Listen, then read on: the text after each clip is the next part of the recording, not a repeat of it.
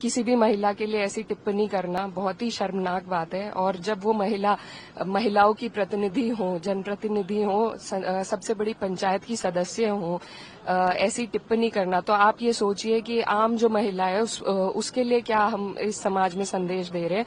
बहुत अभद्र टिप्पणी है, अफसोसजनक है और ऐसे लोगों पे कड़ी से कड़ी कार्रवाई होनी चाहिए। इनको सामाजिक रूप से इनका बहिष्कार होना चाहिए।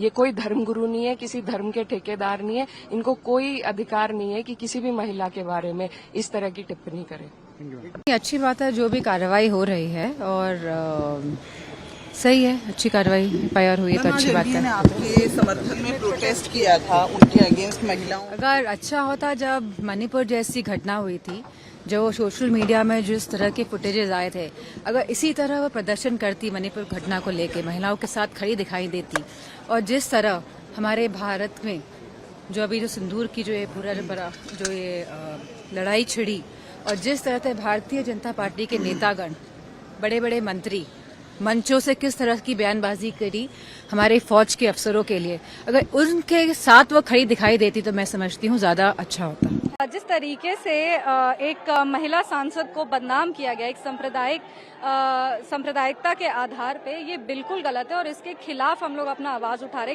पार्टी की कोई भी विचारधारा हो, राजनीतिक स्तर पर हमारी अलग विचारधारा हो, पर हमको लगता है कि महिलाओं को अपने सम्मान के लिए एकजुट रहना चाहिए। और सबसे ज्यादा शर्म की बात है कि अखिलेश यादव जी ने अपनी राजनीति को, अपनी सियासत को बचाने के लिए अपनी पत्नी के लिए भी उन्होंने आवाज नहीं उठाया। जिस तरीके से शायद रजनी जी ने डिम्पल यादव जी के बारे में बोला है वो बिल्कुल भी एक्सेप्टेबल नहीं है और उसके खिलाफ हम लोग अपनी आवाज उठा रहे हैं। तो जिस तरह से बयान आया है, समाजवादी पार्टी चूंकि समर्थन नहीं कर रही है, कोई वक्तव्य नहीं दे, इसलिए एनडीए के सांसद उनके समर्थन में आए हैं।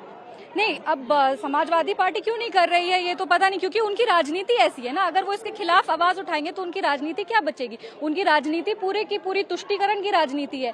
अब अगर वो अपनी ही लीडर के लिए आवाज उठाएंगे, उसमें भी अगर उनका वोट बैंक डैमेज हो जाएगा, तो आप समझिए कि अपने नेता के लिए भी ये लोग आवाज उठाने को तैयार नहीं है। इसीलिए एनडीए हमेशा नारी सम्मान में है। वो किसी भी राजनीतिक विचारधारा के हो, नारी का सम्मान सर्वश्रेष्ठ है और नारी का सम्मान के लिए एनडीए हमेशा खड़ा है।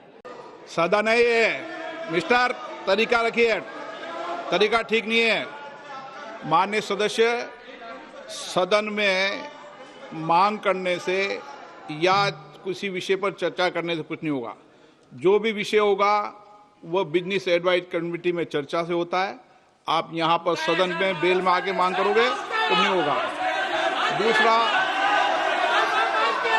आप ऑपरेशन नहीं, आपको ऑपरेशन सिंदूर पर चर्चा करनी है